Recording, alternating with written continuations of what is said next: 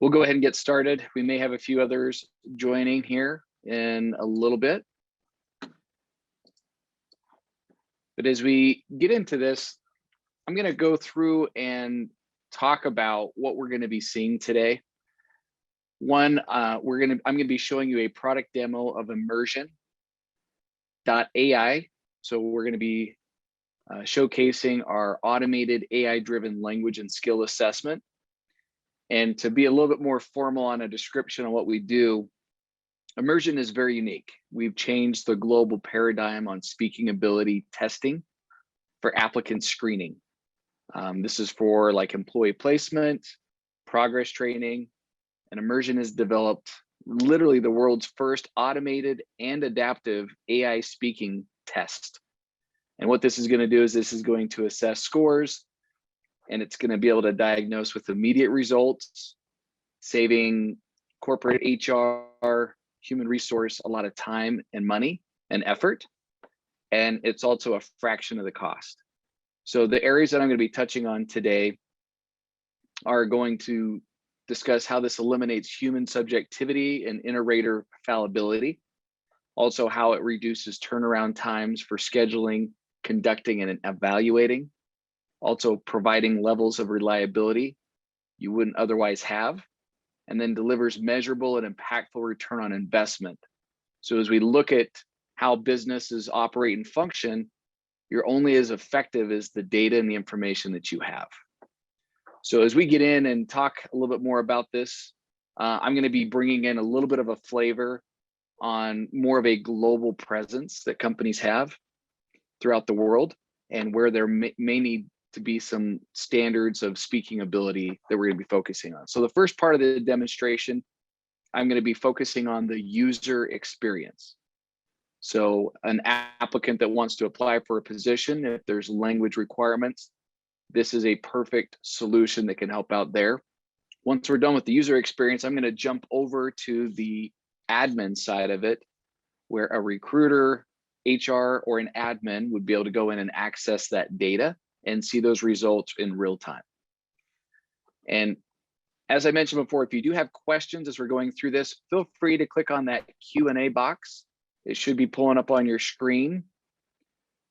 We also have the chat box and that Q&A section. We're going to allow about the last 5 to 6 minutes of our time that we have together to go through, and I'll try to answer those Q&A questions if there are any. Okay. So with that, Emmersion is it's web-based, so it's as simple as a URL. It's app.emmersion.ai, and once a candidate would receive the link, they would log in and create their own username and password, and then that would create them in the system. So for today's purposes, I'm going to use my demo account person. His name is Upton Sinclair. He's an old English author. And as he signs in, whatever assessments have been assigned to me or to Upton are going to show up on this screen. It's going to show available tests, and whichever you designate or whichever language or assessment you want them to take, it'll show up there. And then this is showing assessments that have been completed in the past. So we're going to focus on the speaking demo today. As I click on this, it's going to bring me to an instruction screen. So it's going to just give us very simple instructions. It's going to ask us 3 things. You need to have a stable internet connection, a quiet environment for at least 15 minutes, and then a headset with a built-in microphone. I'm using AirPods, which works just fine. And you can also take this assessment on a smartphone, on a tablet, or a computer. And our recommendation is if you can get in a quiet environment, it removes any background noise, because we do leverage AI on this platform, and it's assessing real time. The 3 parts of the assessment that we're going to go through today are going to be, we're going to do a microphone check, where we're going to go through 3 questions. That helps us to establish that it's good audio quality, and as well as it calibrates with the AI. We're going to do a listen and repeat section. For today's purposes, I'm only going to do 5 questions. And then depending on how well we do on the listen and the repeat section, we're going to have an open response where there's going to be 3 questions. Okay. So with that, I'm going to go ahead and click on the next button. We do an identity check. So this is great for HR personnel or recruiters if they want to verify the individuals that are taking the assessment are who they say they are. So this is where you self-identify. And then this next section is an integrity agreement. So this right here is helping to validate that they're using integrity while they take the assessment. And this is proven to be very effective in helping improve the accuracy and the reliability of those that are taking it. So one option that we do have that is available is a language background survey. So you can choose to have this presented to candidates or choose not to. Right here, what we're seeing is we're doing language background information, and they're self-identifying where they think they're at. This is actually really valuable information after they take the assessment, so you can pair both data sets together and start to see some predictive cadences that might be taking place with the assessment and how people self-identify. We also have the ability to customize these questions. So if you have specific scenarios where maybe you want to ask questions like, hey, what days of the week would you like to work, or what hours would you like to work during the day, depending on what types of shifts are available, you can put those types of questions in here, okay?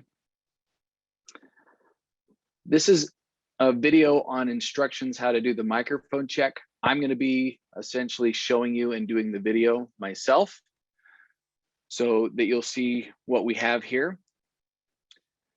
And the process I'm going to show here is the same process we're going to do through the actual assessment. So I'm going to click on the button. You're going to hear a voice prompt. After you hear that voice prompt, I'll click it again and I'll say it back. And I'll do this 3 times and then we'll check the audio quality. He writes letters. He writes letters. Sometimes they go to town. Sometimes they go to town. I cried because the book was so sad. I cried because the book was so sad. Now it brings us to this screen where we're going to check the microphone and the quality. He writes letters. Sometimes they go to town. I cried because the book was so sad. So now that we've done this, everything is calibrated. We verified that it came through clearly. Now we're ready to move to the next section. There is a video that I'm going to play. This explains the science behind what we're going to be going through and doing next. And this takes about a minute long. Welcome to TrueNorth, the AI-powered speaking test. The first part of this test will have you listen to and repeat several sentences. At first, this may seem like just a memory test, but it actually requires strong ability in the language. The process is rooted in cognitive science. Here's how it works. The average person can only hold about 7 unrelated chunks of information in her short-term memory. For a beginner, each individual sound is 1 chunk. Therefore, she can only listen to and repeat a few words. As a learner progresses in the language and learns more vocabulary and grammar, she can use words and phrases as chunks instead of just sounds. Rather than only being able to hold 7 sounds in her short-term memory, now she can hold 7 words or small phrases.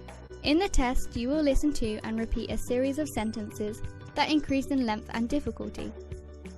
Our artificial intelligence will give you a score by analyzing the patterns in your responses and comparing them to our growing data set. Through this innovative process, we can get an accurate measure of your speaking ability in just a few minutes.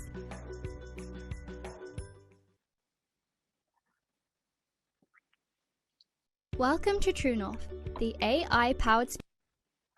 Okay, so this gives a description on what the assessment, the science behind the assessment that we're going to be taking.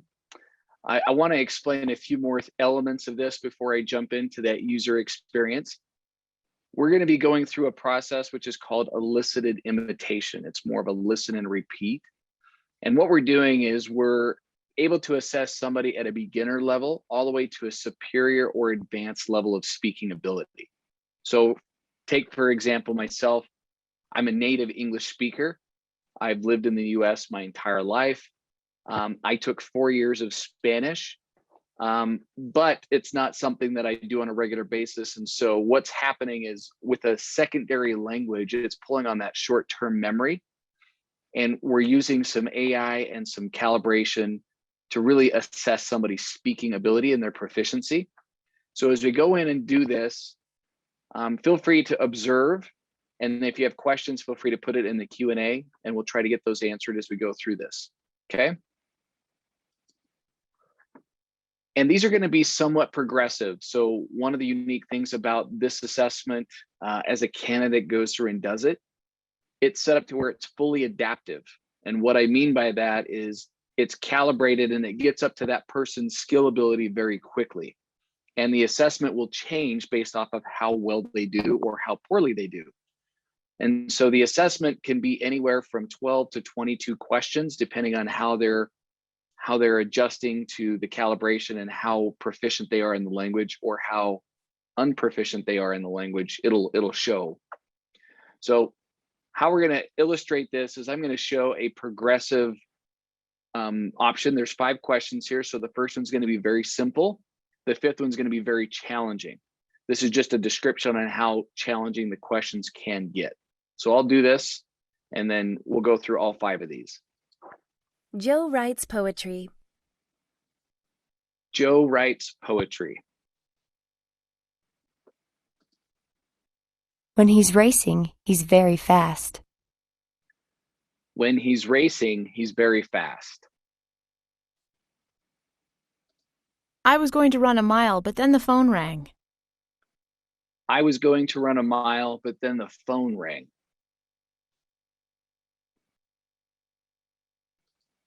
If her heart were to stop beating, we might not be able to help her. If her heart were to stop beating, we wouldn't be able to help her. Hesitating before she spoke her next line, the actress reached the pinnacle of her nervousness. Hesitating before she spoke her next line, the actress reached the pinnacle of her nervousness.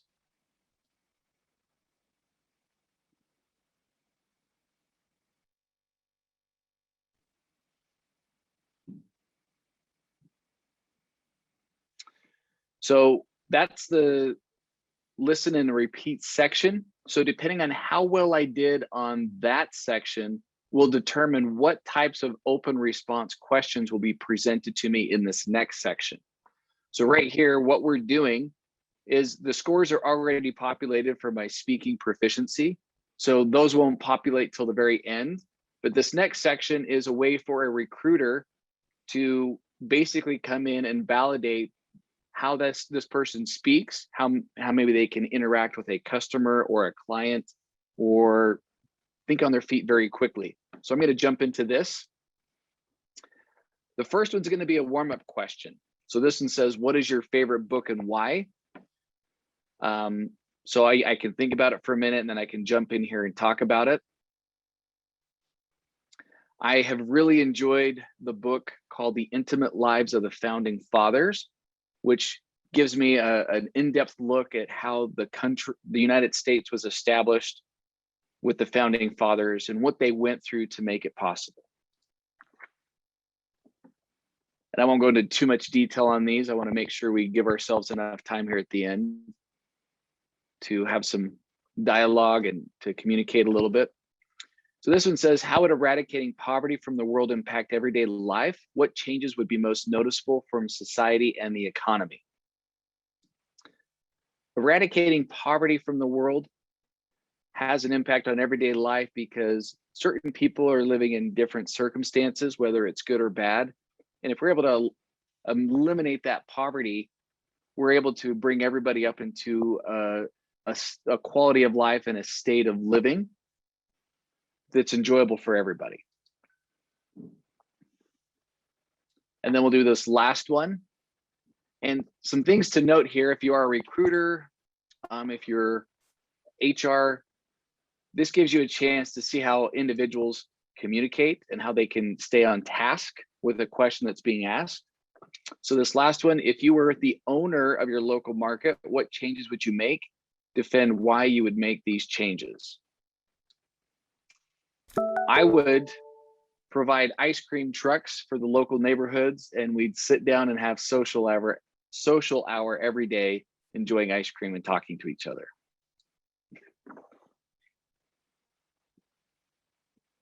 So now that we've completed the open response section, now it's going to generate out what our scorecard is. So this is something that you can present to the candidate, or it's something that can go right to the recruiters. And I want to break this down into some different parts. So the first thing I want to talk about is the score here. So Emmersion, we use what we call the TrueNorth score, and we also use the Common European Framework of Reference. So I'd like to show this as an example of the detail that you're getting with this TrueNorth score. So I scored a 9.8 out of 10, and I'm a C2, which means I'm advanced. Obviously, I'm a native English speaker, but if you look at this scale on the CFR score, if you have like a minimum requirement for a B1, you might be anywhere from a 4.0 to a 6.9. That's almost a 30-point swing, and there's some variability in there. So you might get a really bad B1, or you might get a really good B1. With the TrueNorth score, we can get very granular, very detailed. We also show the date that it was completed, how long this individual took to take the assessment. We give a proficiency level description, which is really good for a recruiter that may be wanting to see where their ability is. We provide those audio recordings. You already just heard me, but I don't necessarily need to play these again. We also provide, in conjunction with the TrueNorth score and the CFR score, the ACTFL, the IELTS, the TOEFL, and the TOEIC. So these are all standards out in the space. Some of them touch on academia, some corporate HR institutions use these scales. We provide all of them. And then we also provide some feedback. So this is feedback if this person does get hired, or if they don't get hired. You can use this as a point of reference to coach and train somebody up if they start employment, or give them feedback on things that they could do to improve if they don't move forward in the application process. I also downloaded this certificate. This certificate is, just as you see here, provides a certificate of language ability. So this is a third-party validation. So if you are working with clients or vendors where they want to verify language ability is being used for certain types of hires, this is a way for you to provide that. So it gives all that same similar information, and a signature of Judson Hart, who is our Director of Language Assessments. Okay. I want to switch gears right now over to the admin dashboard, as we have a few minutes left before we open up to Q&A. But if I was a recruiter and I was going to log back in, I would come to what we call our dashboard. And so I'm Upton Sinclair, and I'm showing up at the very top because I'm the most recent one that took this. Shows my score on the TrueNorth, my score in CFR. You can create these thresholds right here. This can be labeled by a number, a letter, words, or phrases, whatever you want, you can put in there. It shows that this person's completed it, which assessment they took, how long. And then the other assessments that we do provide, this is WebCape, which is focusing on our grammar. So where there may be some functionality of a candidate to do like omni-channel, whether it's communicating over the phone, communicating through chat, email, text, or social media, we can assess both of them very well and both of these as actionable data. We also have one tab here where we can come in, you can see both side by side, or you can see them individually like we just saw. The other thing that I do like to point out is if you are an organization and you have multiple groups or locations throughout the world, you can come in here and you can create groups. So right here we have American authors, English authors, Japanese authors. You can come in here and do like geos. So like, for instance, we had a few people on here from Mexico, from Brooklyn, New York, from Maryland. We can create different groups if they're all part of the same company or company. And the other thing we have on here that can help an HR personnel or recruiters is they can manage which languages that they're providing assessments for, how many are remaining, how many have been used. And then it's as simple as that.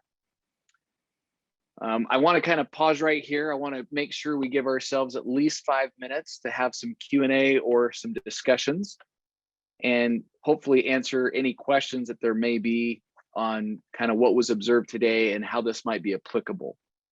A few things that I do want to mention during this Q&A is areas that we really have this assessment to focus on improving is obviously improving the hiring process, improving the quality of applicants that are coming in, lower any attrition rates or turnover rates, and then speed up the hiring process for any corporate HR institution that's out there that's looking to bring in candidates. So I'm going to touch base on some of the questions that I see coming through the chat. All right. Is there a way of customizing questions of the open response questions? So yes, there is a way to customize the open response questions. Alec was answering that. What other questions do we have there on the assessment that we just went through?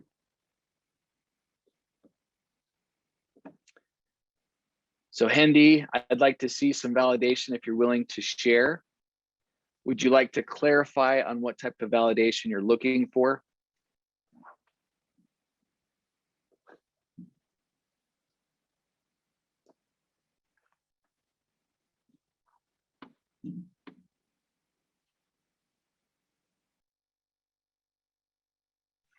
So great question. You know, what positions or jobs or roles of individuals has Emmersion come in and helped out? So we do work with a lot of corporate HR and global companies. So we do work with Teleperformance, Sykes, Crossover, TaskUs, IBM. We also work with language assessment, like language coaching companies that they teach language. We come in and we provide that assessment on the back end. We also work with academia. We work with over 600 colleges and universities throughout the world where they validate language with our assessment at the beginning of a semester or at the end, giving them that consistency that eliminates some of that human error or human bias. And we can definitely share some validation, Hendy. And then what is the average criterion related validity coefficient? That's a really good question. We have some documents that we can provide. We'll make sure we can get those out to you so you can look those over. But great questions.